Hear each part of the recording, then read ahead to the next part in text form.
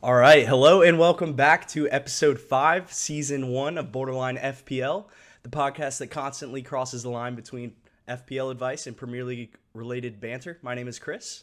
My name is Ben, and after a 2-week pause, the boys are back. The Premier Boys are League back in is back. town. Boys are back in Dude, we're killing this town. duet thing. We Dude, just oh gotta my keep God, this if this going. if this doesn't work out, we should just be singers, You're probably honestly. right, honestly. We could be. That's too easy. Anyways, we are back. Premier League is back.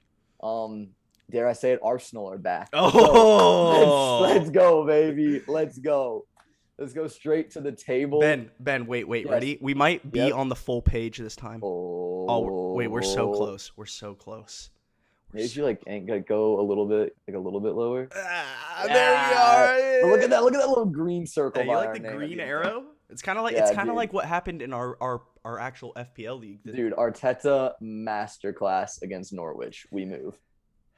Yeah, that's All a right. bit of a stretch, but I'll let you have it. Well, biggest takeaway from the table for you right now. We'll keep this one brief since it's just been, international break, been one game week. So biggest takeaway. Yeah, I mean, I think right now, bar Everton, I think the biggest takeaway is that, the top 5, including City, Liverpool, Chelsea, United, this is who we all anticipated being in a title race at the beginning of the season, is those 4 teams. And they're there, and I'm excited for the way I think this is going to be the first season in a really long time where it's literally down to the wire at the end of the season for number 1. Mm-hmm. So yeah, I'm excited about that, man. Yeah. What about you? For me, I've said it I think I said it after 2 weeks. Brighton, 9 points, 4 games. Graham Yeah. Potter, what a job he's doing. It's impressive. 3 wins out of 4. Like, you're Brighton. You're not supposed to be doing that. Yeah. You're ahead of teams like Tottenham, Leicester, West Ham. You can see on in the list them, but I've been very impressed by what they've done. A late winner this week to steal 3 points from Brentford, but very, very impressed. You go to the other side of the table. I mean, there's Arsenal. Hey, you see this line, Ben? We're up. You see this line? We're above up. it now. We're only going up. Price of brick going up, bro. We're going up. We're going up. Okay. Look, when you deep it, we're 7 points off first. That's it. Okay. That's a couple weeks. We got a good fixture next week. You always got to take it just a tad bit too far. How is that too far? We can beat Burnley this week. Then we can beat that other team, and then we win. I'm not going to say their name, but we can beat them. Anyways, yeah, that's my big takeaway from the table. Very happy to see Arsenal win a game.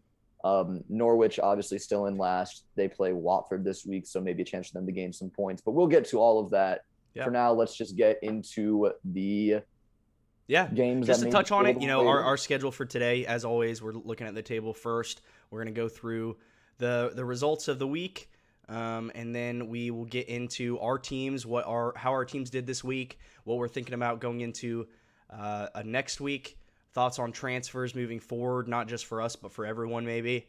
And then we'll get into our player picks of the week, and then we're going to answer y'all's questions on Twitter. We've received a couple of questions from our followers. It's on Twitter. We are at Borderline FPL, so go ahead and give us a follow.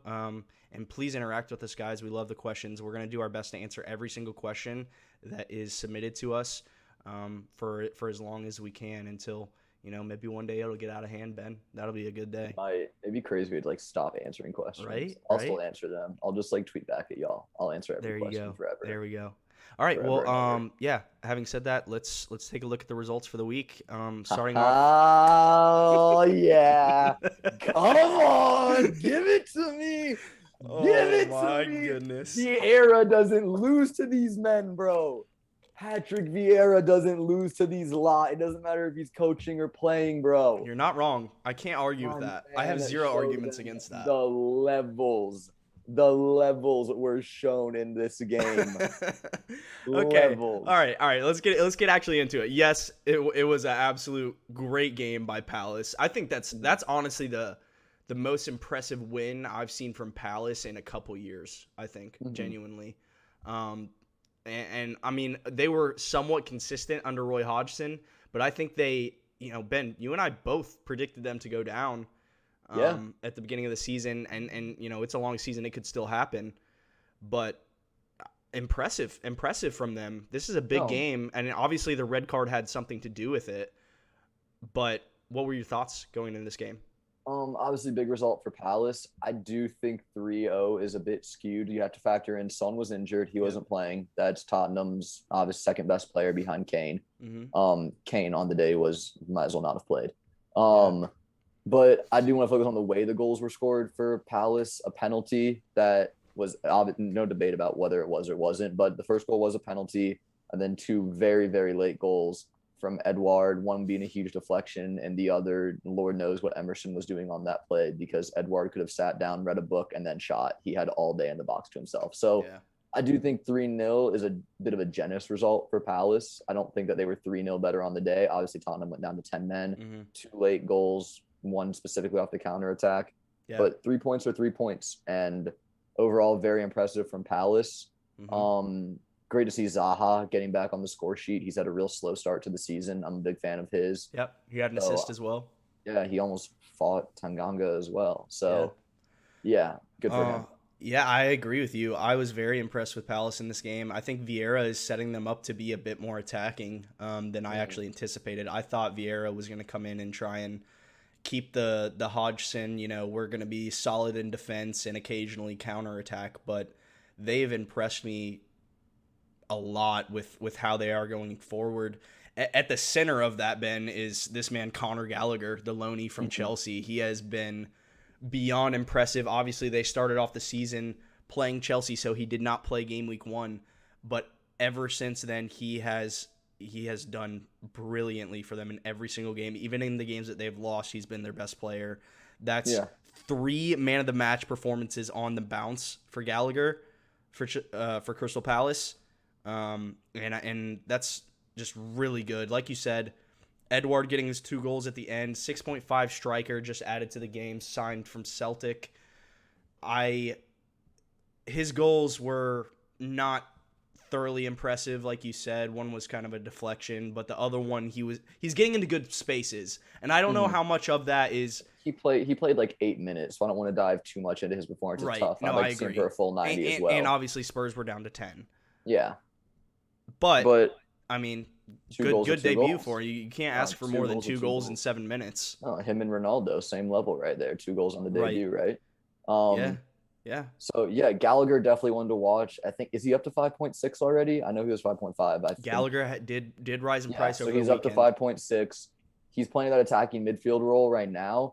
What will be interesting is I don't know when he'll come back, but Eze is someone that plays that role and played that role scary well for Palace last year when healthy. The thing is he's not. So my question is, whenever he does come back, will they play with 2 attacking mids? Will Gallagher sit back and be a little more defensive? I don't know if they'll play with 2 attacking mids, but there's no chance that Gallagher comes out of this team.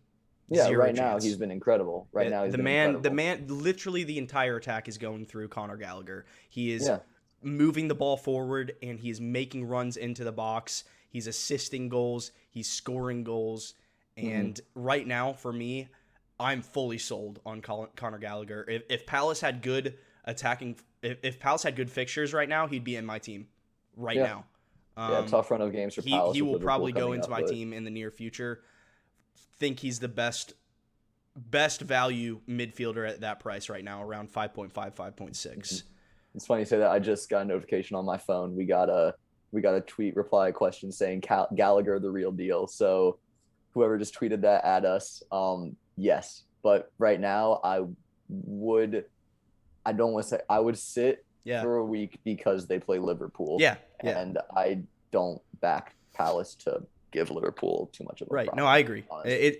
He's definitely fixture based, right? But yes, it's fixture based, but I rate him around the 5.5 midfielders mark. You have Gallagher, you have Smith Rowe dropped to 5.3 again. He didn't start last week, so he might drop even more. Who knows? Right. And then Odegaard is another one that I kind of rate. I think he's a really good assist guy potentially for Arsenal. Obviously, he should have had an assist this past week. We'll get to that.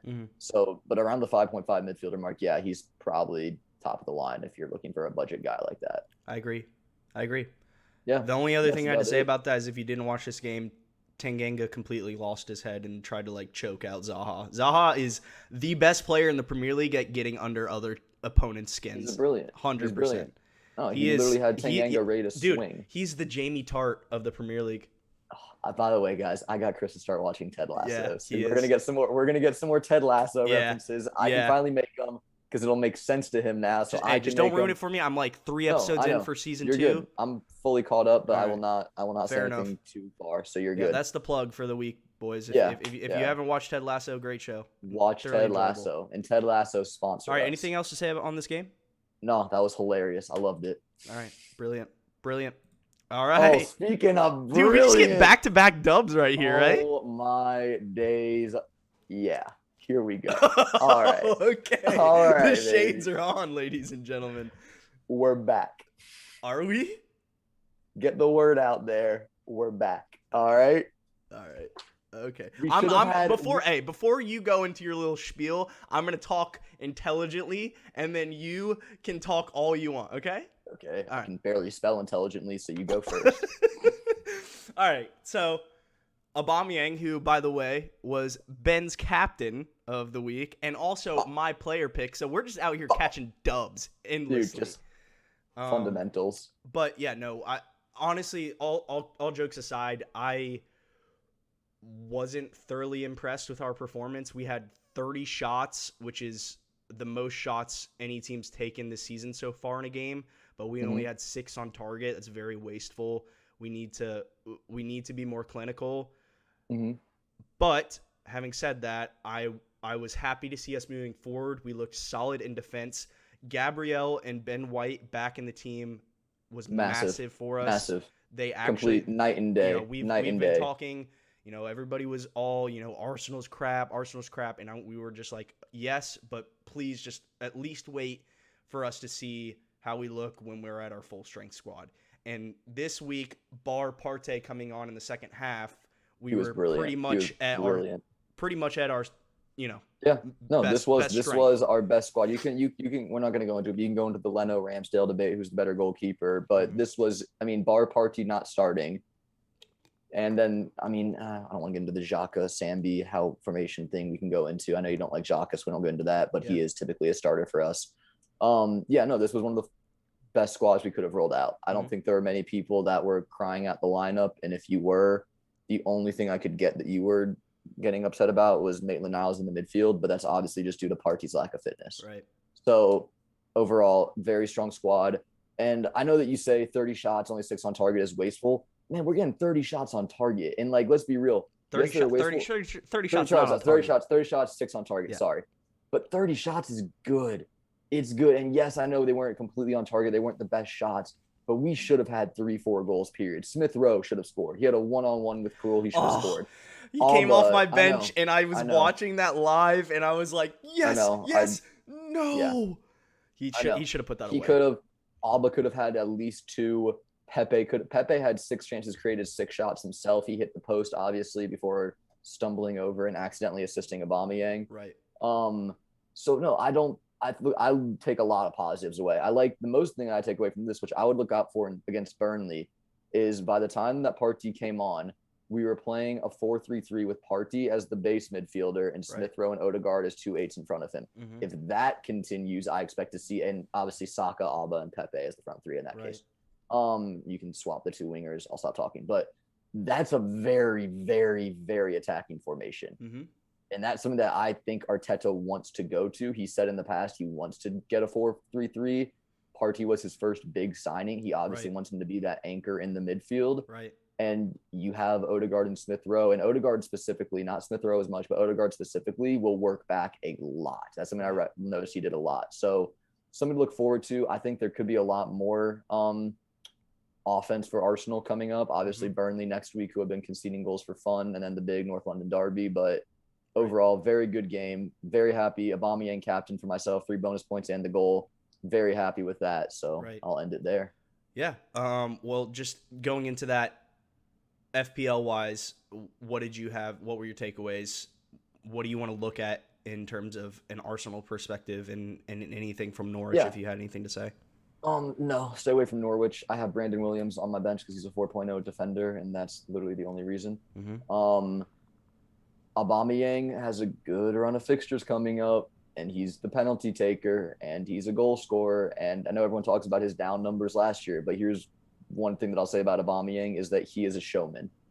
when there are fans in the stadium, whether cheering him or booing him, the man puts on a show. Yeah, that's a good point. Off of it, he thrives off of it. So I really do expect him to have a better season, and he has a wonderful run of fixtures coming up. Yep. So if you're in that bracket where you're looking for a new striker, but you can't quite afford a Lukaku or Ronaldo, and you don't know about Vardy, maybe take a chance. Yeah, I don't hate it at all. Yeah. Yeah, what I would point out is, like you said, well, I would actually point out, I think the best value Arsenal player in the game right now is Tierney. Yep. Especially going into this run where our defense is looking much more solid. We have a full strength defense. Shout out to, we haven't even talked about him yet, but the debutant, Tomiyasu, our new right back, looked absolutely brilliant. So happy with that signing. I said to Ben when he was signed, after actually watching him, I thought he would maybe end up being our best signing of the summer. And he is 4.5 mil. 4.5 mil. He's right back. He took a nice shot in the game. I do think typically that Tierney will be more advanced and he will be tasked with more defensive qualities. However, I do think he offers good value as, you know, if you wanted maybe a little bit slighter of an attacking opportunity than Ben White, because Ben White doesn't win a whole lot of headers or score goals. He's not going up, yeah. So not a bad option. And Tierney, I think he is due a haul. He will haul in the next 2 to 3 games. I'll tell you that right now. He's getting in a lot of crosses, and it's just a matter of time before one or two people on our team get on the end of it. And he's going to couple that with a clean sheet, and that's a great 15, 18-pointer. So, yeah, I like the way we looked. Very happy with the win. The only other thing I had to say in terms of fantasy is I am a Emile Smith-Rowe owner. If you are also still an Emile Smith-Rowe owner and you have taken 2 price drops on him like I have, it's getting a little rough. I will probably hold one more week. If for whatever reason he doesn't come straight back into the 11, I will look to get rid. However, I do think he has been our best player in multiple of our games, even though we didn't win the first 3. So I do anticipate him coming back in. I don't know if that will be as a winger or if that will be as a number 8, as Ben previously discussed. I think it's going to be an 8. I think it's going to be Partey, Odegaard, Smith-Rowe. Right. That's what I think our midfield should be. Yeah, we'll definitely see. I think in games where we can afford to be more attacking, I think you're right, maybe. And I think in games where we need to be more defensive, we'll probably play a double pivot of a Partey, Xhaka, Partey, Sambi, and then probably look to have one of them as wingers, and one of ESR, Saka, and Pepe will probably miss out. However, yeah, it's remained to be seen. The only other thing I had to say about Norwich is Omo Bamidele. I don't know if I pronounced that right. The first 3.9 defender in the game, and he's starting for Norwich. If you're wild carding and need an extra 0.1, 0.2, there you go. He's there for you. And people will hate on me. Pookie will score in the next game. He will score against Watford at home. Okay. I'm telling you now. Okay. Be warned. All right. All right, moving on. Brighton to Brentford. Very boring game for 90 minutes, and then a little bit of spice from Trossard. Good finish, won it for Brighton in the end. Graham Potter's men, not giving up, getting it done. Yeah, I don't have too much to take away here. Duffy was getting some price rises. He got a yellow card. He got a clean sheet as well, though, so credit where it's due. Brentford struggling to score goals since they played Arsenal. Not incredibly shocked. Ivan Toney. Couple chances. He's the main guy. I know he's in your team, or I think he might be leaving your team, I believe. Yeah, we'll talk about that later. I'll let you get into that. But yeah, not too much to take away from here. I have Sanchez, the goalkeeper for Brighton, 4.5 mil, starting every game. Undoubtedly, he's the starter for Brighton.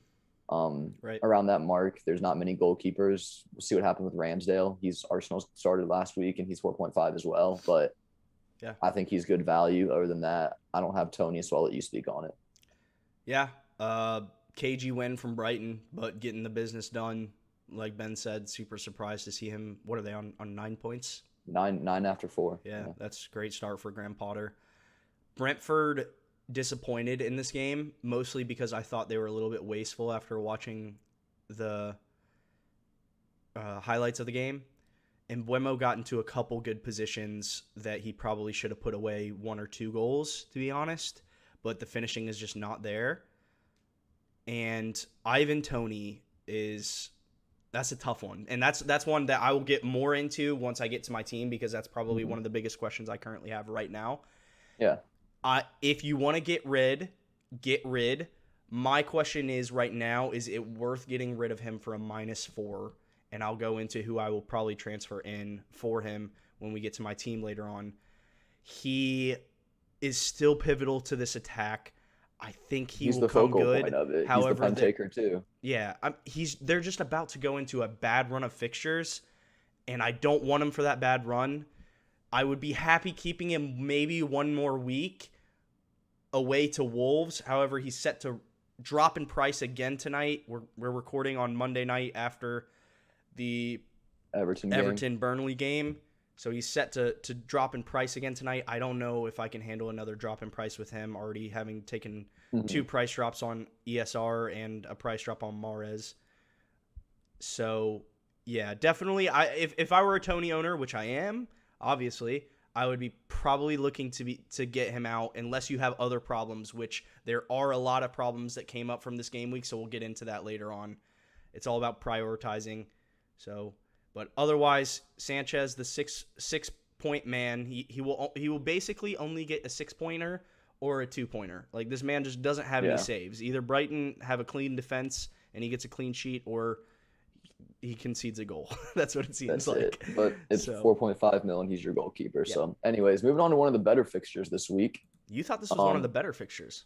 Well, I think that just in terms of the teams that were playing, I don't think the game was incredible, but in terms of like talent on the field, Man City getting it done over Leicester. Schmeichel with 7 saves. Like, I think he deserved a bonus point for that. But at the end of the day, he didn't get one. Bit fortunate for Man City on their goal, kind of a deflected deflected shot that just fell to the feet of Bernardo Silva. Right place, right time, smashed it in far post. Good finish by him, to be fair. Right. A lot of questions going into this game. Obviously, there's Pep Roulette. Good Lord. Dude, I'm just gonna hand it off, dude, because I'm tired. I'm gonna let him do it because he texts me about it like every day of the week. Dude, no, okay, guys. I'll prompt it. Chris owns Mahrez, in case you don't know. Do I? Well, you did for too long. In theory, he scored 6 points for me this week, if you think about it. Yeah, no, it's not how it works. No, it's not. Even when he doesn't play, he returns, ladies and gentlemen. Livramento returns. Livramento returned, and he was the first on your bench. He didn't do anything. All right, okay, fine. Let me get into it. Please. Bernardo with the goal, okay? This is the first time we've seen Pep name an unchanged team sheet 3 weeks in a row, I think maybe since he's even joined the Premier League. It's just unheard of. At the beginning of the season, he said players that play and play well are going to stay in the lineup. Now, if you're a fantasy player that has played the last couple years, you typically take those types of remarks from Pep as, okay, he's just blowing air. That means nothing. However, like I said, last 3 game weeks, same exact team. Will that continue once UCL starts, once Carabao Cup starts, once FA Cup starts? Probably not. However, I do think this year we may see a little bit more consistency in Pep lineups.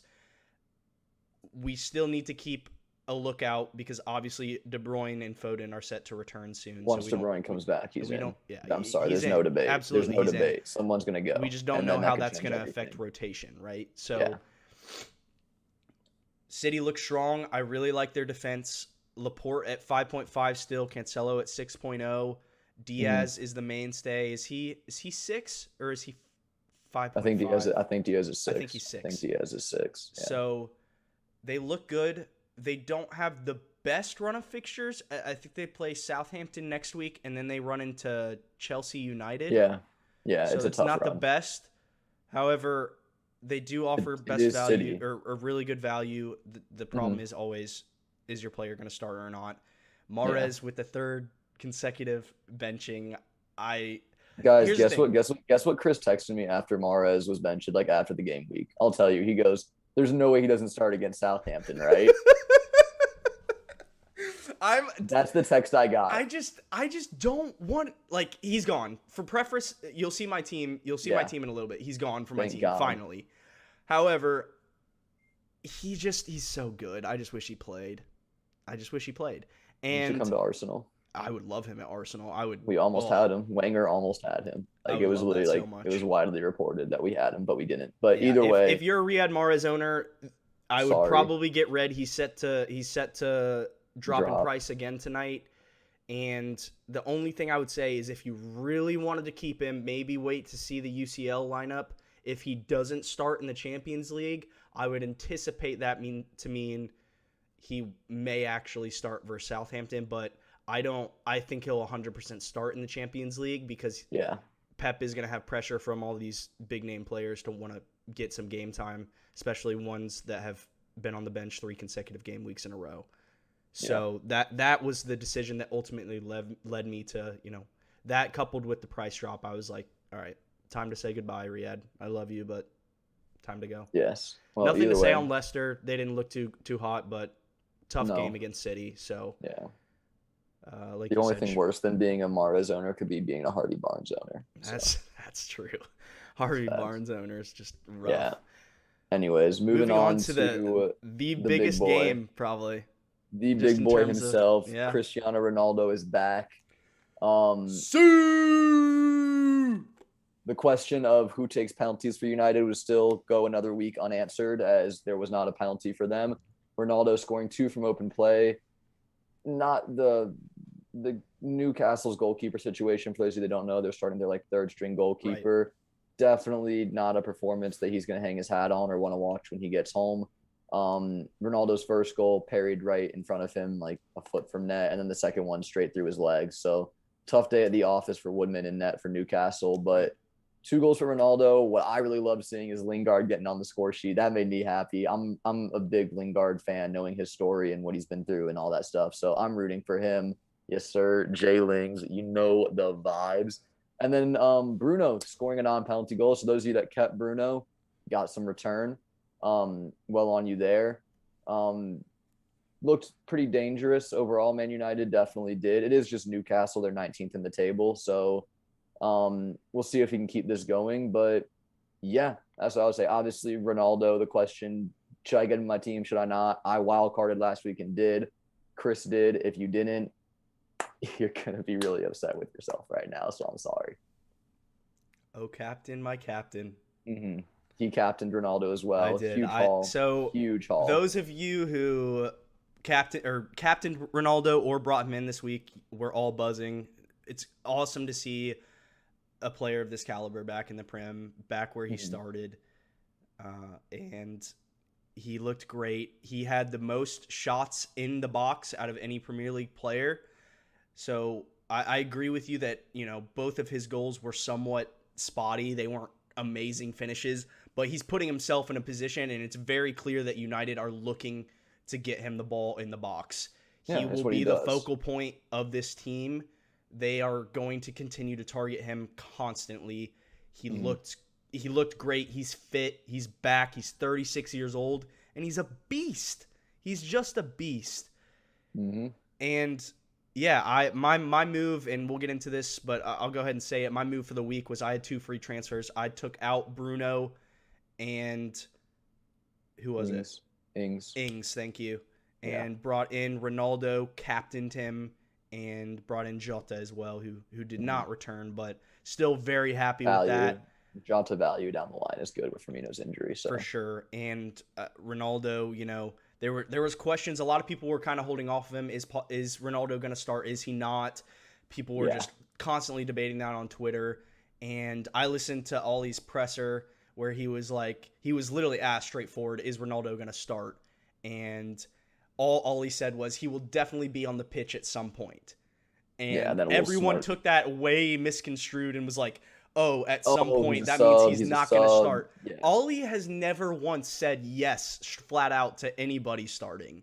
No. And him saying that he's going to be on the pitch at some point is about as close as you're going to get to Ronaldo. Yes, he's Ronaldo starting. He's always going to start. I felt Cavani good enough. Wasn't even in the squad. Right.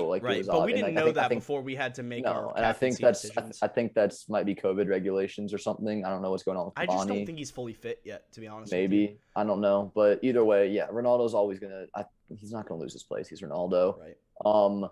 Pogba with 2 assists. So those of you that still own Pogba, that's 7 assists in And 4 that games. was from the number 8 position. That wasn't he's Yeah. dropped back. He's not playing the left I mean, they weren't wing, like left attacking. he wasn't like quite setting them up like the guys who score. So had a lot of work to do. Bruno with a rocket from range, and Lingard had a really nice turn and nice finish. So like it wasn't like you just put on a play and tap it in, but 2 assists or 2 assists. Right. Shaw with an assist as well, Greenwood as well. Looking away from Man United because I know that some people might want to look at Newcastle. Callum Wilson injured. St. Maximin didn't really get much going on. Their 1 goal came on a counterattack from Menkio, who I know some people were big on very early in the season. So if you kept him in your defense, like congrats. You're very rare and congratulations to you. Other than that, I really don't see much value in Newcastle at the moment. Maybe if they get a good run of fixtures, St. Maximin is someone you could look at, but Joe Willock isn't getting the job done. Callum Wilson's obviously injured, and all right, let me ask you this question. I'm going to ask you 2 relevant FPL questions, okay? Number 1 is if you had to choose between Pogba and Greenwood, taking into account possible rotation, taking into account FPL returns. If you had to choose between the 2, I think they're both now 7.7 million. Who would you choose and why? So that's difficult because Greenwood obviously has a much better ceiling in terms of scoring a goal. Mm-hmm. But I think in terms of rotation, I think in terms of like playing 90 minutes, I think in terms of just being there, and now that Ronaldo's there, I'm taking Pogba. Really? I think Pogba's undroppable right now, and I don't think Greenwood is. So I would take Pogba. Okay. Yeah, I don't disagree with your thought process at all. I agree that Greenwood, I still think he's nailed at the very least until Rashford returns. However, and like you said, Greenwood definitely has the higher ceiling with the ability to pop off. However, now that Ronaldo is in the team, I think he will be tasked with getting more crosses in the box and less cutting in and shooting. Yeah. To find that Ronaldo in the box in that pivotal striker. So I don't know. That's a tough one. I don't know. I think I would still slightly lean towards Greenwood just because I think he'll score more goals and he has the ability to pop off for now. But I don't dislike Pogba as a pick. No, I like Pogba too because I think that so many people are going to be focused on Ronaldo. It's going to leave Pogba a little bit more space in midfield, more time, and Pogba with time is a dangerous person. But anyways, enough. It was the Ronaldo show. You knew what it was going to be. It might be the same next week. We'll find out. Okay, my last question for you is: okay, if you have Bruno, are you keeping or selling? Selling. Okay, selling. I'm selling only to get Ronaldo in, or just selling in general? Get Ronaldo in. Okay, I'd get Ronaldo in for Bruno. I mean, if you have Bruno and Ronaldo, I think you're wasting I think you're wasting a premium there. I agree. I would sell Bruno and I would get Ronaldo in. That's what I would do. Yeah. If you don't have, if you want to sell Bruno for someone else like a Lukaku, I'd probably agree with you. I think that Chelsea have a tough run of fixtures coming up, but I wouldn't be opposed to that. But if you don't have Ronaldo and you want to get rid of Bruno, there's only one option. All right. Enough said. Great game to watch. Good to see Cristiano back. All right, 0-0. Not a whole lot to talk about here. I'll take the reins, but the big talking point here was obviously the Antonio red card in like the 90th. Brought him in on a wild card. It was 2 yellows, but yeah. Yeah. He got the second yellow in, what was it, like the 93rd minute? Something like that. 93rd out of 95 or something, and it's just... It's tough. The good thing about it is it won't really affect your rank at all because everyone and their mom has Mikel Antonio in their team. If you captained him this week, I feel bad for you. There's absolutely nothing, hindsight bias, you would have been like, oh, why did I captain Antonio? But there's every reason to captain Antonio before this. Yeah, he was the hottest player in the league. He had scored and gotten a double-digit haul in every single game leading up to this, and they were playing away to Southampton. There's no issue in that pick. You just got unlucky, and that's how it goes. Sometimes you win on captaincy, sometimes you lose. Yeah. And this time you definitely lost. But going into this, Ben, the only thing I had to say is, or the only question I have, do you have anything to say about the game actually? Like the game itself? Not the game itself. Not many incredible chances either way. Nothing like mostly played between the 2 boxes. So I mean, tough. I brought in Antonio on a wild card, and I'll get to my team later, but he's probably going to go straight out with the Okay. red card. Well, that was a question I was going to ask. Let me ask you two Mm, questions. Yeah. mm, So number one, if you're an Antonio owner, is he number one priority? So you wild carded, right? So you're in a position yeah, of strength right now. So yeah. getting him out is probably a decent priority for you, right? I mean, For yeah, I like the rest of my team. Other than Rudiger having a couple tough fixtures, so I brought Rudiger in. My team has some very solid fixtures. I do also have Zuma. I've been hot on Zuma. I will remain hot on Zuma. He didn't play this game, so Zuma got me 6 points. No, but I had Livermentum on my he bench. did, he did technically. Um, so I'll get 6 extra points from Livermento because Zuma didn't feature this game. Right. Obviously, he's probably just gaining match fitness. I don't think it's. I would very much expect him to start against United next week. Um, and then after that, he has some better fixtures. So I'm still very big on Zuma. Mm-hmm. But yeah, I think that Antonio right now, do you keep him? Do you not? I won't because I am going to get Patrick Bamford in Mm-hmm. before he goes on this field day of fixtures. Mm-hmm. But it really depends on where So you are, your strength of team, how many transfers you have, what right. priorities you have. It's a case by case thing for me. So a lot of people will be contemplating taking out Mikel Antonio for a -4 this week. Would you advocate for that or against that?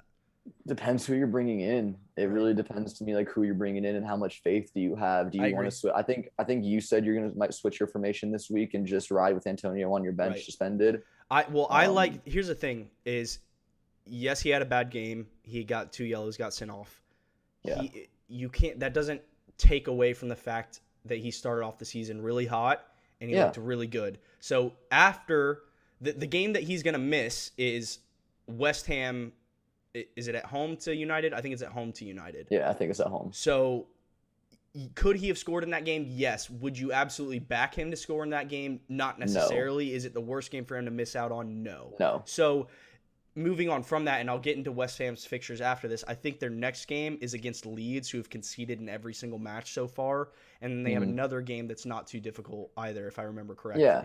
I don't So know me off the top of my personally, head, but I yeah. will be keeping Antonio, running a different formation, and then he'll come back into my team. But as Ben said, and I agree, it's very team dependent.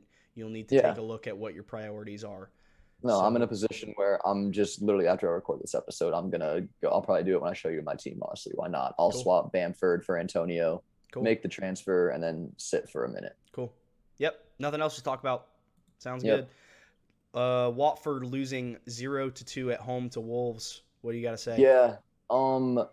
I am an owner of both Adama Traore and Sarr from Watford. Mm-hmm.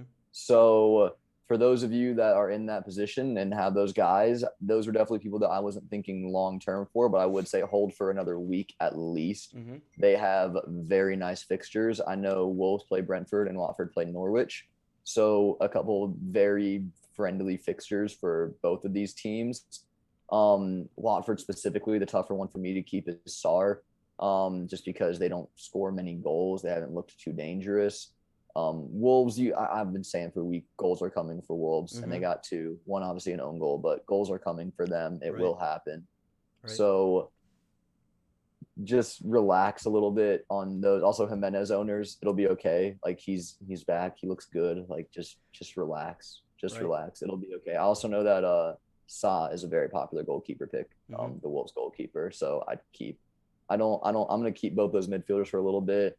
Maybe after a couple of weeks, I'll look to swap them, and that could also depend on. Yeah, well, you got those two in knowing that they had a good 3 to 4 fixtures ahead of them. So exactly, it's one of those situations where unless they're an absolute priority, you want to give them those games to see their returns come. So yeah, definitely hold if you've got any Wolves players, Defenders, or if you have Sarr on Watford, who's probably really the only one that's being bought FPL wise. I have Sissoko, but he's a 4.5. Right. That's the only reason why. But yeah, I would say hold. Wolves continue to impress going forward. Their offensive numbers are actually really good. The problem, from an FPL manager's point of view, is the big name players that we have in our teams via Jimenez and Traore haven't returned. Yeah. So I still think they will. Here's a question I have for you. Hwang came off the bench, the new signing for Wolves. Do you think he'll start to become a starter? No. And you don't? No. not over Jimenez. I don't think they're going to go to a 2-striker formation. Mm-hmm. And I think that, though, away from FPL for this comment, but away from the Hwang signing, I think it just makes the bit for Fabio Silva's like whatever 50, 60 million they paid for him just look awful. Yeah, he's still really young though, you know. He is. I know you don't want to write him off, but like you do drop like 50, 60 million on a young Portuguese striker. And the last time something crazy like that happened, obviously, was João Felix, and he's doing bits for Atletico, obviously winning the league, and he's doing really well over there. Right. So I definitely think they're disappointed. And every time I've watched Fabio Silva, I've been disappointed. So I definitely think that they're not getting enough out of him. And this isn't FPL related, but that's why the signing of Hwang. And good goal, Hwang, on your debut, coming on as a sub and scoring. So congratulations. But yeah, it was just a tap-in goal. The other one was an own goal. Marçal with 2 assists. One was, a deflected shot. Goal. And one was an own goal. He's an interesting one, man, because I'm pretty sure he's 4.5 defender in FPL. However, everybody that I've talked to that is a Wolves fan still think he's a fringe player and could maybe at any time come out of the team. So I would just be warned that if you are thinking about bringing him in, he is playing left wing back for them at the moment. So he is getting forward, and as a 4.5 defender for Wolves going into this run of fixtures, he does offer good value. However, but they have other players. They have other players that can play there. Right. Yeah, I think it's like at Nori or something is another left wing back for them. Yeah, I know. Yeah, he's a good player. So I still think the safest pick for Wolves is obviously Conor Cody. I'm still big on Wolves' defense for the next 3. Like Ben said, if you have Sarr, give him time. Sarr comes up against Norwich and Newcastle, which is the next 2. Yeah, if he's going to score this year, it's going to be in those next 2. So definitely hold after that. Definitely hold. After that, maybe look. But for now, hold. And that's all I got on this one, honestly. I agree. Let's move on to the Chelsea game. Chelsea winning at Stamford Bridge 3-0. Villa, good display from them. Yeah, no, great display. Lukaku with a brace, one early, one late. Kovacic gifted a goal, and he got an assist. That was bad from Mings. That was really bad from Mings. I mean, credit to Kovacic. It was a difficult finish, and he placed it perfectly. Villa, obviously, without Emi Martinez. So those of you that took a 0-pointer this week, Emi will be back next week, and there's no way that Steer is keeping his place. Not that he would have, even if he played great. Yep. But yeah, I mean, another good performance from Chelsea. Marcus Alonso continuing to keep Ben Chilwell on the bench. He's someone that is looking every week more and more nailed. He's playing 90 minutes every week. And Ben Chilwell, 60 million, is just sitting on the bench, can't buy a minute. It's like he's still at the year. He hasn't played a minute since the Champions League final. Yeah, it's an odd one, but he didn't play a minute at the Euros for England. Not 1 minute he didn't play. Yeah, and then obviously hasn't played this season for Chelsea. If he had a sub appearance, he hasn't made a start for Chelsea. So Marcus Alonso's interesting. I have Rudiger on my team. He's there for one reason only: clean sheets. I don't expect goals from Rudiger. He's there for the clean sheets. They play a back 5. He's one of the nailed-on starters, like simple as. It's him, Thiago Silva, and Azpilicueta in the back 3. That's nailed as can be. Yep. And then for Villa, not too much to say on me unless you have something. Nope. I agree with what you said. I think Chelsea going into game week 7 are going to offer fantastic fantasy value. One of the questions that we were asked on Twitter is, when's the best time to wild card? And I'm going to get into that later on. But Chelsea will be one of those teams to target. Lukaku scoring a brace. If you captained him, if you brought him in, congratulations, great job. I always thought he would do well in this game, especially with Martinez being out. They looked good. Lukaku just looks like an all-around striker. Very impressive. And he is. I think we saw Callum Hudson-Odoi come in and play right wing back for them this week with James' red card. But he should return. He should return next week, right? It wasn't. I'm not. Well, it wasn't a a 3-game ban, was it? It's a straight red, so it would be. But I don't know if they won the appeal or not, so I couldn't tell you. So maybe he may still be out for another 2 weeks. But even still, definitely one to monitor. I personally love Chelsea defense. I will be looking to probably bring, at the very least, 1, probably 2 into my team somewhat soon. Once their fixtures turn, and Lukaku looks the real deal. Yeah, just a tough run of fixtures for Lukaku coming up right now, but he's Lukaku. You never know when he could just score, basically. Yeah, the only thing I had to say about Aston Villa is Ollie Watkins looked good in this game. Yeah. Actually, he No, he's did a not good score, striker. but he had 2 to 3 shots on target and was Mhm. getting to some good positions. I think he will become viable at some point. I don't know if I would ever choose him over Ings personally because they are both in a striker position in FPL. Mhm. However, I do think he will start scoring some goals. Yeah, and they were missing Emi Buendia, who's their main chance creator. So Right. Villa kind of knew no Emi Martinez, no Emi Buendia going against Chelsea, where you're unlikely to win, and it didn't happen anyways. But yeah, Edward Mendy, another clean Let sheet. me ask you this question: if you had to order in terms of who you would want as an FPL asset from one to give me your top 3 Chelsea defenders in order of who you would pick and why.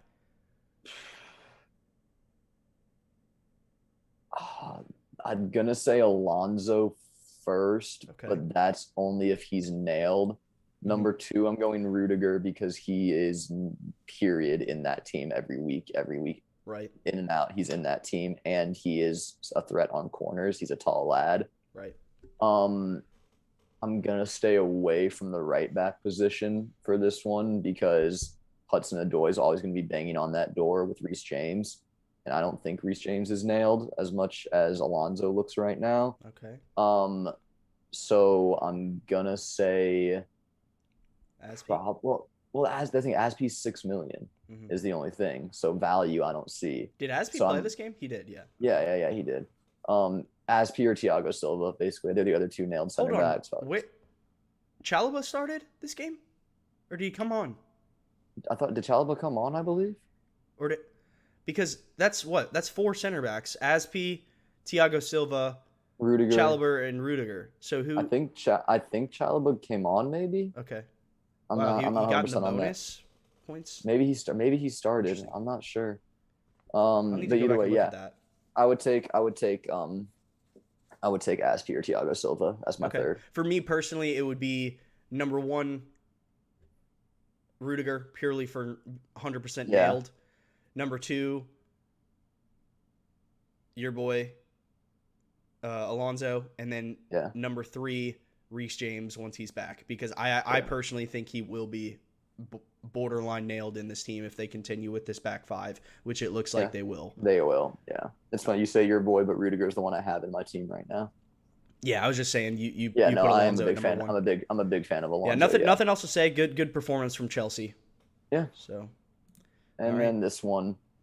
Leeds, bad performance. Yeah, really, home. really, really poor from Leeds. Honestly, I expected a lot more from them. They didn't create a ton. I know they had one good chance early, but that was more or less it. Salah, the FPL god, scoring his 100th Premier League goal. Credit to him. 2 for Chelsea, 98 for Liverpool. 5th fastest player to do that in Premier League history. Fabinho scoring more goals than he scored all of last season, and I believe matching his goal scoring tally from 2 seasons ago by scoring once this game. And then Mane definitely should have had a brace. Robbed Jota of an assist. Twice. Yeah. So, but good for him for scoring, good for his confidence. Trent, he's the premium defender. Everyone knows it. If you sacrificed him like I do, you're kicking yourself a little bit, but it happens. He gets another assist this week. Thiago gets an assist. But Leeds were very disappointing. Oh, and also just real quick, obviously want to wish Harvey Elliott a speedy recovery. That was a nasty challenge, and just watching his ankle do it. Well, it was also awesome to see from a young player the way that he responded to it, because he came out on Twitter and Stroik was getting a whole lot of hate on Twitter and like threats and everything because obviously it was a tough challenge, but Harvey literally replied to someone's post on Twitter and said he didn't mean it. It was a freak accident. I don't think he meant it. Yeah. Like watching the tackle, it looked like the feet just got wrapped up. One went the wrong way, and it ended up being really unfortunate for Elliott. But no, the kid's class. The kid has a real bright future, and I just wish him a speedy recovery. Absolutely. Yeah, so, but Leeds this was disappointing. Leeds are. I don't know. I thought they were going to really, really push this season, and they've really disappointed me to start. If the thing about that is I still back them to turn it around with these upcoming really fixtures. Good run. That's why I'm bringing them Bamford. Yeah, Mane if you're a Jota owner, you hate him right now because this man robbed Jota of not one but 2 assists that he should have easily put in the back of the net. That's the thing is Mane and Salah are both great fantasy assets because as a fantasy asset, you want them to almost be selfish and just like not pass and just shoot. Salah's the more selfish one in the game. I see. Yes, I agree. Mane getting that late goal frustrated me, especially because he should have put 2 away, and I brought in Jota this week. Same. I brought Jota in with the Firmino super news. Happy to see TAA get the assist, the clean sheet, and all 3 bonus. That is why he's the most expensive defender in the game. He's class, and he will continue to do so. Almost any time that he gets an assist in a clean sheet or a goal in a clean sheet, he's going to be in the 3 bonus, regardless of the score line. And I think he offers better value than almost every single 7.5 midfielder or 7.5 striker, honestly. So yeah, it will be tough. I may consider bringing him out of the team come wildcard time, but he looks so good. He looks so good. And yeah, that was pretty much it. Salah scoring his 100th goal in the Premier League. That was big. So congrats. But Leeds just really disappointing. Hope they turn it around here soon because I'm bringing in Bamford, and I think you're bringing in Rafinha, but we'll get to that later. I already did, but yeah, we'll get to it. Well then, yeah, you are. So yeah, that's all I got for the one Sunday game, and we can get to the other side of Merseyside here now. The game that just happened. Yeah, Everton. What a game! Good. What a rapid fire little turnaround they had. Hey, yeah, it was 0-0 at half. I think Chris's fiance was falling asleep. He told me. And shout out Brighton on the pod. Shout out Brighton. My fiance's name is Brighton, not the Premier League not Brighton. Team, so. Yeah, no, not the Premier League team. No.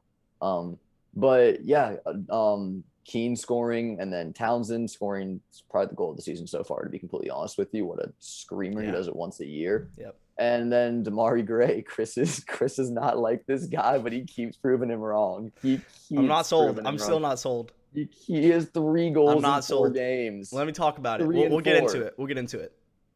But here's the thing for this game, right? The biggest FPL thing was DCL not playing, which is really unfortunate because I think a lot of people even brought him in this game week.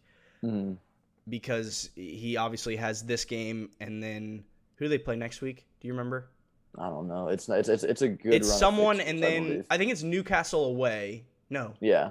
Is it? No, it's not Newcastle. We'll look see at in a minute, anyways. They play Norwich in game week 6 as well, so yeah. I know that. And people were bringing in Calvert-Lewin after 3 goals in 3 consecutive games. He trained over break. He was kept away from international duty because. You know, he has this toe injury that he's been playing through the pain, and all signs were looking positive after Benitez's presser, and then people brought him in, and then he just didn't play, and then come to find out, it looks like he's out for what, 2 to 3 more weeks? 2 to 3 weeks with a broken toe. Yeah, so that's really disappointing, and I feel for anybody that owns Dominic Calvert-Lewin this week because he was under consideration for me. I almost took a -4 to bring him in, and I dodged that bullet. But the midfielders coming in clutch for them this week, man, and they all looked great. We actually had a question from my fiance tweeted in, and we'll just go ahead and cover it now since we're on it. Yeah, we're on the game. And the question was, who do you think is the best value out of Doucouré, Townsend, and Gray? In terms of an FPL asset, Gray being 5.6 with the prize or the rise in price, and Doucouré still at 5.5, and Townsend actually got a price decrease, so he's at 5.4. They're all about the same price. Order them in your preference and tell me why. Gray, Doucouré, and then Townsend. Okay. I'm big on Damari Gray. I'm very happy for him with the return to the Premier League. I know that you're going to bring in like the statistics. He has 3 goals with 3 shots on target, which isn't sustainable. Okay, it's 3 goals in 4 games, so it's looking sustainable. Fair. He's getting into the right positions. He had another shot earlier in the first half that's going to 0-0 that just went wide of the post, so he wasn't far off a brace today. Yeah. I'm a big fan of his play style, what he does. I think he's about as nailed as they come. Iwobi's not getting in over him on the left-hand side. I think Iwobi came on for like the last 4 minutes. We robbed them of $40 million for Iwobi. And yeah, I mean, don't get Doucouré, he's been very good. He's been a little more advanced, but very box to box. The dude's quite literally everywhere for Everton. Such Like, a good what a midfielder. player. Such a good player, man. This presence is I love everywhere. Abdoulaye Doucouré. Yeah, So, if yeah. so, I think mine would be very different from yours. I know it would. My order and preference would be Doucouré, Townsend, and then no, I can't do that. You can't Logically put I in can't. Gray. It would be Doucouré, Gray, and then Townsend. Yeah. However, like Ben said, I'm personally not sold on Gray. I know he scored 3 goals in 4 games. His stats, I'm a big statistics guy, and his stats are just not sustainable. Like he said, 3 shots on target, 3 goals. He is getting into good positions, and he has finished well. Big credit to him, and I could easily be wrong about this, but I just have this innate feeling that he's one of these players that is going to start off really hot, and everyone's going to transfer him in, and then he's going to do nothing. I'm not bringing him in right now. I'm not bringing him in. That's just my that's what I think, and I could easily be wrong. You guys can call me on it later if I continue to be wrong. But Brighton is actually bringing in Gray on her wild card this week. Yeah. So I told her this, and she was like, "I want to see if you're right or not." So I'm gonna bring him in, and so we will find out. I will either be getting berated because I'm right, or berated because I'm wrong. This is a lose-lose situation here. It is. You should have put Gray first, but yeah. It is. And in terms of Burnley, my thoughts. Burnley have Arsenal next week, so near impossible fixture for them.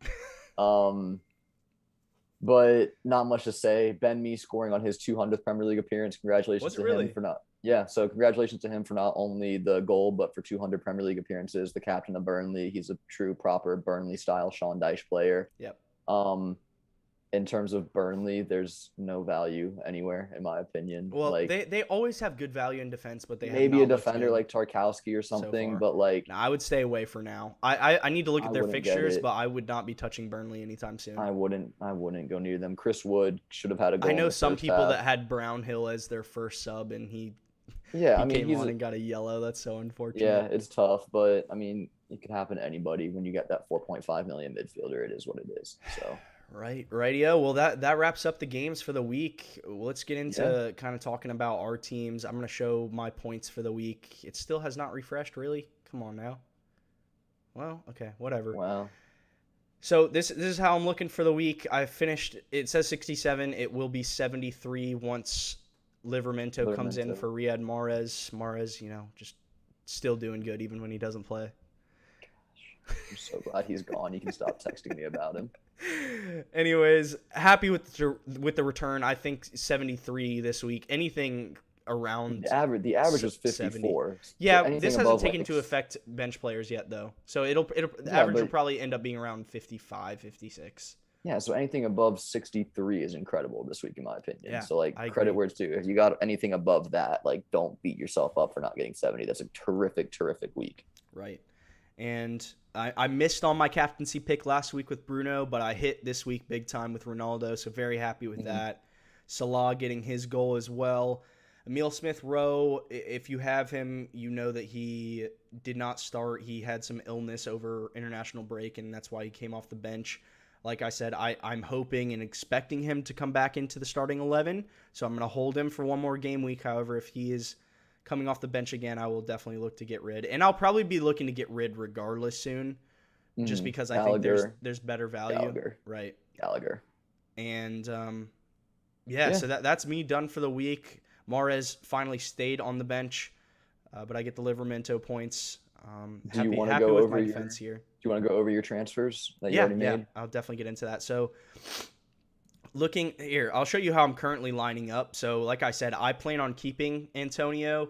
He'll just be third bench for me this week. And I will play a 4-4-2. My thought at the moment, I already made one transfer. So you see Rafinha in here. I brought him in for Mahrez. I've got, what do I have? 2.4 in the bank. I don't want to use all of that. But my thought at the moment is I could take a -4 to bring in Bamford. Or I could take a -4 to bring in Jimenez. So those are my two thoughts.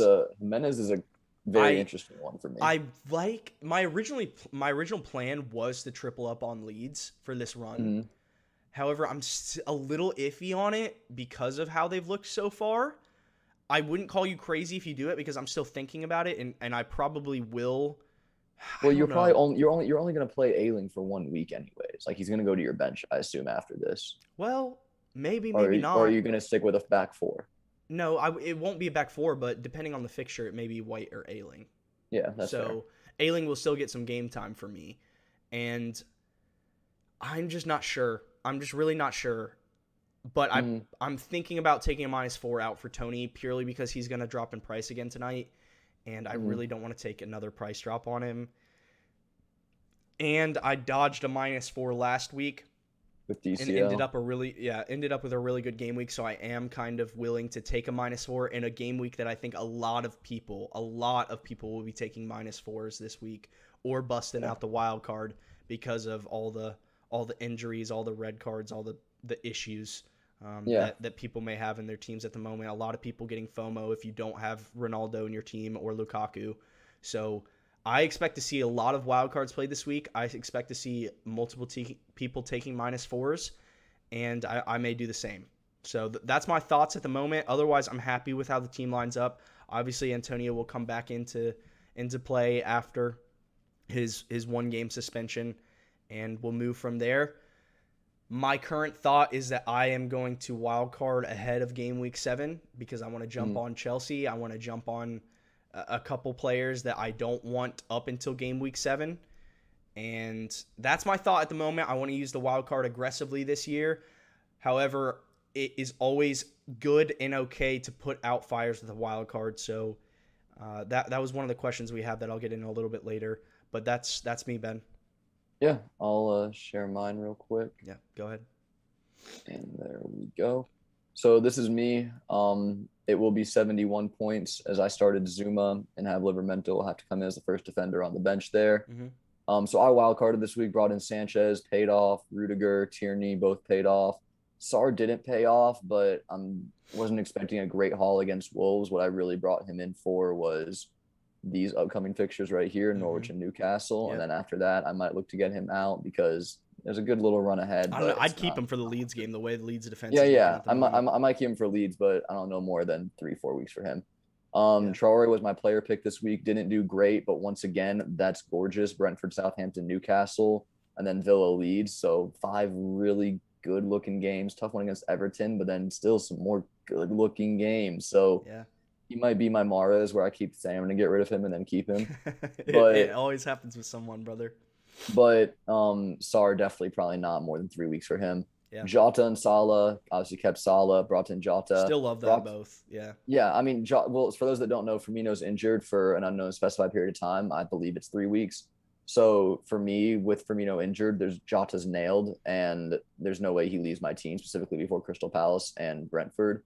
Maybe by the Man City game, you start looking at other options because his price will probably rise and you can make a little money. Right. And then obviously he has a tough fixture with City and then United and then West Ham. Obviously some fun ones sprinkled in there, but Firmino might be back. So he's a fun one to keep an eye on. He'll probably go for me ahead of my game week 7 wild card if I continue with that, but I really like him for the next 2. Yeah, he was unlucky. He was unlucky to get if not 1 assist, but possibly 2. Yeah. So and then I brought in Ronaldo on the wild card, paid off. I captained Auba, it paid off, and I mean, look at that run of games, man. Like that's just really strong, and I think that he's the talisman for this team. After that, only 2% owned, Ben. That's the huge thing right there. I know 2% owned in the game. 2%. He's under 10 million. He's less than Vardy, and he's the penalty taker and starting striker. Like Lacazette didn't even come in the game. Yeah, Lacazette didn't even play. I don't think Lacazette will see a whole lot of game time this year. I don't think he will. I think we're gonna try to either force him out by January, or he's gonna leave for free and just collect his wages until he does. But I think he knows that he's a cup striker now. So and then on my bench, Sissoko, Williams, and Livramento. That's all just cheap options. Livramento will obviously come in for Zuma. Yeah. But I am still very big solid. on. I would say that's you happy with that wild card? I'd say it's pretty. Yeah, I'm very happy. I mean, obviously the other one I debated was Aubameyang or Lukaku, but we can go take a look at Chelsea's fixtures right now. A couple tough ones, or some fun ones. So maybe I make look at those fun ones. I'm so excited to wild card into that. So maybe I make a switch if I save, because I'll have 2 free transfers by the end of those next 2 weeks or whatever. So maybe I look to push Alba out and bring in Maybe Alba and Jota for Lukaku and someone, who Mhm. knows. But we'll get there when we get there. But the one that I am going to do, I'll just do it right We're now, doing it 'cause I got live on the recording. Yeah, we're going to get Antonio out. We're going to select his replacement, and it's going to be Paddy Bamford, and that is my free transfer. Oh, is it not available yet? What do you mean? It's still good, right? There's no cost. Yeah, confirm. Perfect. So Yep. there you go. There you go. Bamford That in looks the solid team. going in. before I Newcastle. really that. rate your team going into next week, Ben. That's what I'm saying. It's a really You're gonna everyone's- be in a big position of power compared to a lot of people going into next other week. than Zuma, I'm very happy with everyone's matchup, and we can debate the Chelsea Tottenham thing, but I like Chelsea over Tottenham, not Yeah. just because I don't like Tottenham, but I think Chelsea's just generally the better side. Yeah. So yeah, I like where who's, I'm at. Who's your? Oh, I didn't even talk about captaincy. Who's your captaincy? Not him. Let's go ahead and talk about that. Not him. We're doing that. It's Salah against Palace. Come on.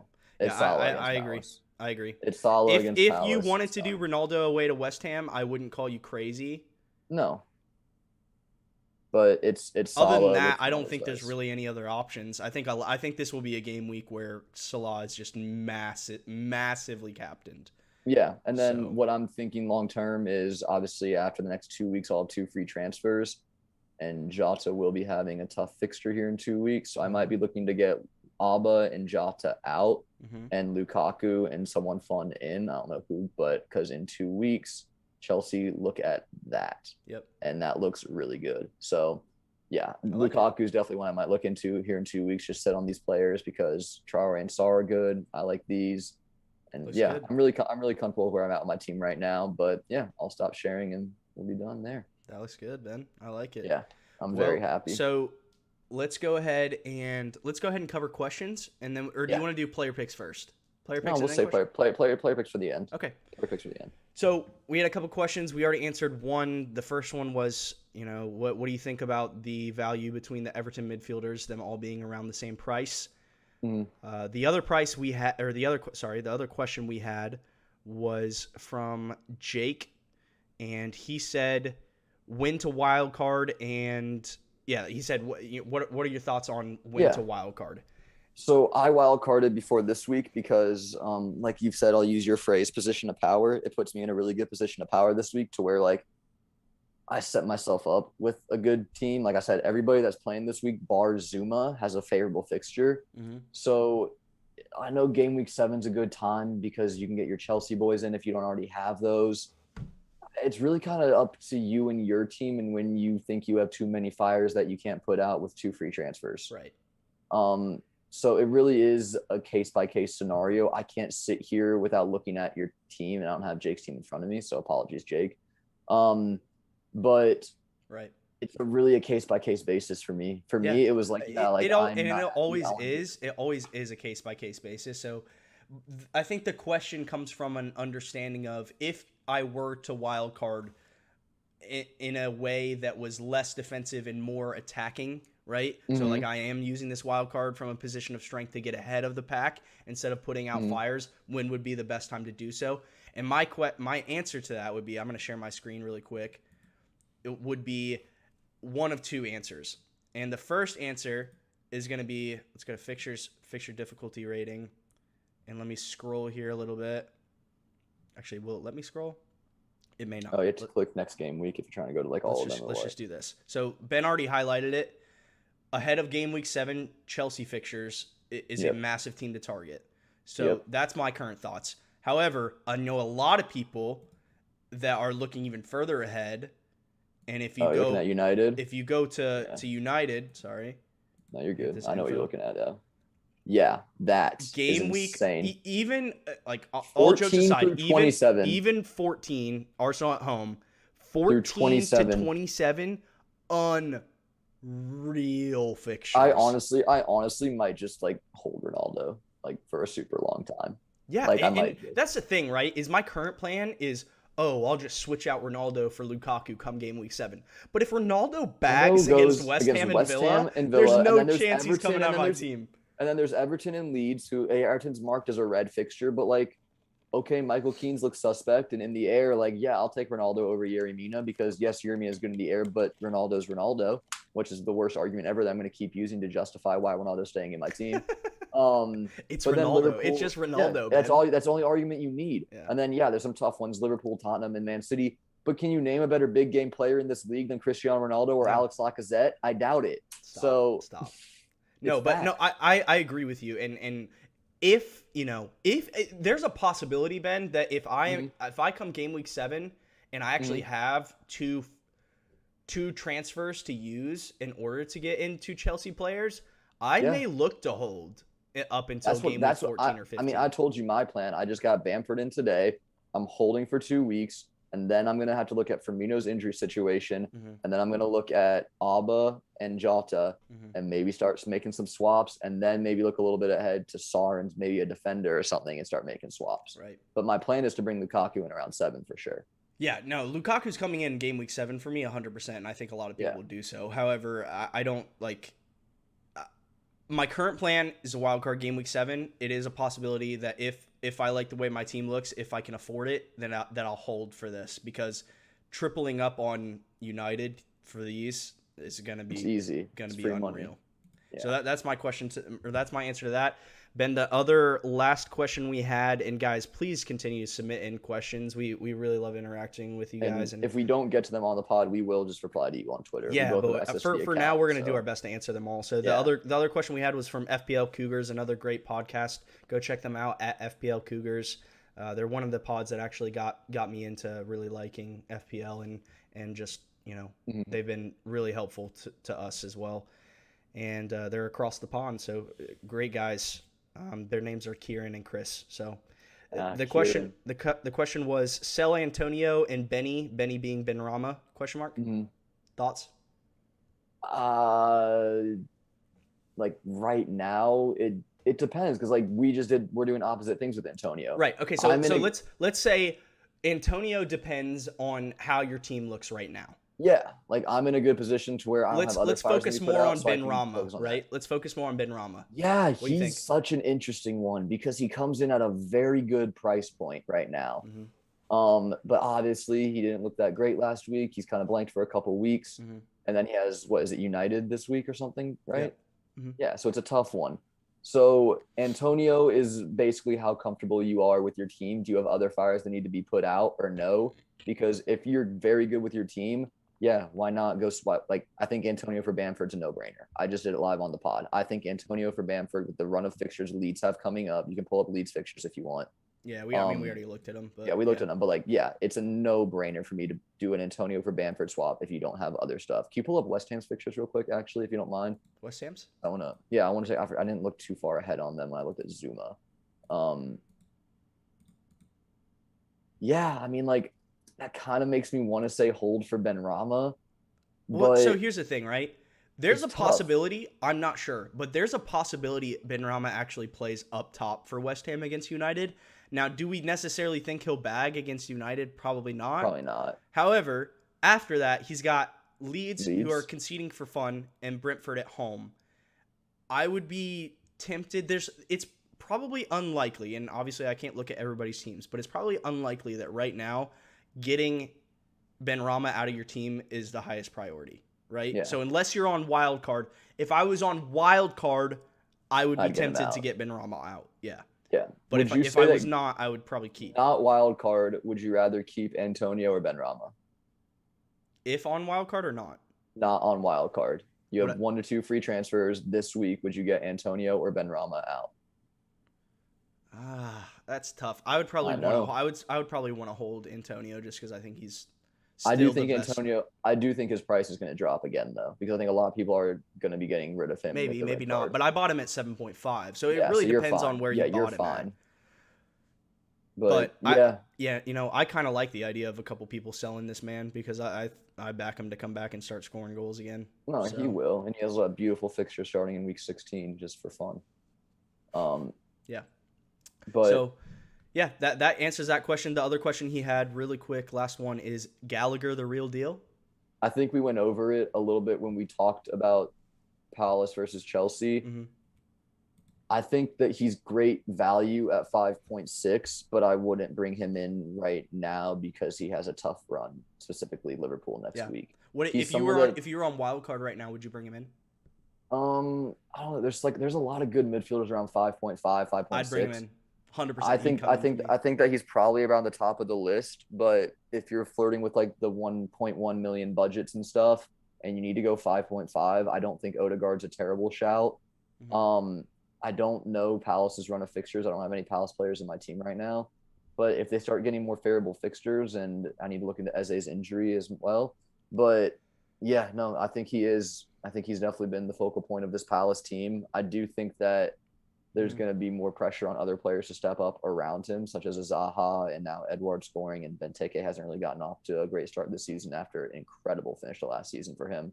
Right. So I think he needs some help, but yeah, he's definitely someone I would be very, very – I'm not doing it yet, but he's someone I'm going to keep my eye monitoring, basically. Okay.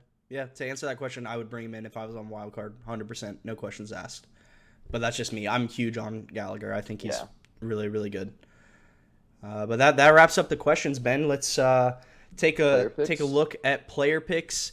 I will bring up the fixtures real quick. I'm going to summarize real quick how this week went, where we're at a total, and then we will do our individual picks and wrap up the pod. Sound good? Yeah, let's do it. All right, so here are the upcoming fixtures for this next game week. I do want to implement something that we had a suggestion on the pod is, can you name who you think will be the top defender, midfielder, and striker for FPL points going into next week? So we're going to do our player picks first, and then we'll do that real quick, and then we'll wrap it up. So last week I picked Aubameyang. He scored 9 points with the goal and all 3 bonus. Ben picked Traore, who blanked, but he got the extra point for a clean sheet. Yeah. So in total, I am at 35 and Ben is at 32. I do have to big up myself again a little bit. No, it worked. Obama blood clot, yeah. Hey, faux. I know you've been scoring goals. Trust me. I've been considering if I want to take Alba this week against Burnley, honestly, as my player pick. Interesting. Well, you're up first this week because I've gone first twice in a row, so it's all you. I know. Looking at, feel free to talk out loud. Just give your thoughts. Yeah. So, obviously, Liverpool versus Crystal Palace is very enticing. I've already used Salah, and can't sit here and be mad. He had, 2 assists and a goal, right? Mm-hmm. So, he hammered home. I definitely hit when I used Salah. Mm-hmm. Bamford against Newcastle is very interesting. Mm-hmm. Obviously, I just brought him in my team. Newcastle have been not really playing great defense as of late, and they still are without a keeper. And then the other ones, so the ones I'm looking at, I'm going to stay away from Liverpool for now. Okay. Man City versus Southampton's also very enticing. Mm-hmm. But Southampton have been playing very good defense, but Man City are just Man City. Yeah. So I've definitely been looking there. I'm going to probably stay away from Arsenal this week, even though I have Alba in my team and I do back him to have another good week. I'm going to stay away from him for now. Drum roll, please. Oh, geez. I'm picking between 2. You know what? I just brought him in my team. Let's take Bamford. Bamford. Okay, wow. Bamford. Okay, so he's taking Bamford away to Newcastle. Taking Bamford at Newcastle. Leeds needs something. Bielsa's going to literally kill someone in the locker room if they don't start playing well. And I'm taking Bamford. All right, you ready for mine? I already got it locked and loaded. I mentioned it earlier in the pod. Do it. Timu Pukki. Yeah, I thought you were going to go for him. 100%. I thought you were. He's scoring at home to Watford. I would. Okay. It's just going to happen. It's just going to happen. Yeah. I promise you. It's going to happen. Okay. So, yeah, that's my pick. Timu Pukki at home to Norwich. To Watford. The other one I was deciding between, so we can all laugh at me when he does well next week, was Gabriel Jesus. Yeah, no, I can definitely see that. I like that pick. I considered City, but it's hard to pick their assets just because obviously you don't. Exactly, it's tough to know who's there and who's doing what. But I like that pick. If Jesus starts, I like that pick. It was Jesus or Bamford for me, and I just didn't want to play pep roulette with my player pick, basically. Well, that about does it, Ben. Is that it? Is that the epi? That should be the epi, I think. Is there anything we're missing? Oh, I do want to give a quick shout out. Yeah, go ahead. You go ahead. Shout out to Ryan McKee. Got married this past weekend. He did. I just got back from his wedding. Chris went to his wedding, but I met him the other week at Chris's bachelor party, which I'm there for. Super great guy. Super happy for you, bro. Congratulations. And I still am banking you to win this FPL league. You're my brother. I trust this guy, but congratulations, Ryan. So happy for you, man. Best of success and best of hopes in your marriage, bro. Yeah. definitely, my boy. But the last thing I said, let's give our picks, and I can bring back up the fixtures if I want, if we need. It's probably beneficial. Who we think is going to be the highest scoring attacker, defender, and midfielder. We both chose strikers, so that's going to be our picks for strikers. So let's just do defense and midfield. Who do you think is going to be the highest scoring defender this game week? Oh man, that is difficult. Yeah, it's tough. That is very. I've got difficult. mine. You want me to pick? Yeah, you go first. I'm gonna go with Laporte. Okay, I was thinking City. I was also thinking City, but I was gonna go Cancelo. Okay, yeah. I mean, we can do that. So I'll do that. We both back City to keep a clean sheet at home to Southampton big time. So the other one I was considering was Tierney, to be completely honest with you. I think if we were at home, I'd say 100%. But no, Tierney feeds off of negative crowd yelling at him, bro. I genuinely believe he does better on the road when people jeer him and stuff. Midfielder? That's such a tough one because these can be repeated in other weeks. Yeah, absolutely. This is just our thoughts on who might be the highest scoring midfielder. Yeah, it's got to be Salah, doesn't it? I'm actually gonna pick Jota. So we're on the same page. Yeah, that's fair. To me, it's just. I actually thought for a second about captaining Jota over Salah this week. I just think it's too risky. You're gonna kick yourself. Yeah, if you do that. I really back it, but I don't know. I don't think I have the guts to do it. So no, but for me, it's Salah. But no, we're on the same page there. Both thinking City defense and Liverpool attack. So sounds good. Well, that about wraps up. That does it for us, guys. Once again, if you are not subscribed, subscribe down below on YouTube. Make sure you like the video. And once again, we've mentioned it all podcasts. Please interact with us on Twitter at Borderline FPL on Twitter. Tweet us your questions. Tweet us your player picks. Tweet us your lineups. Tweet us your teams. Any questions that you got, we're happy to answer. Yeah, for sure. And we'll be tweeting out our opinions throughout the week and everything. We want to engage with y'all. So, I think that just about does it. Yeah, Socials, YouTube, everything. Yeah. Sweet. Well, guys, we'll see you next week. Please tune back in. That does it for us. My name is Chris. My name is Ben. See y'all next week. Peace, guys.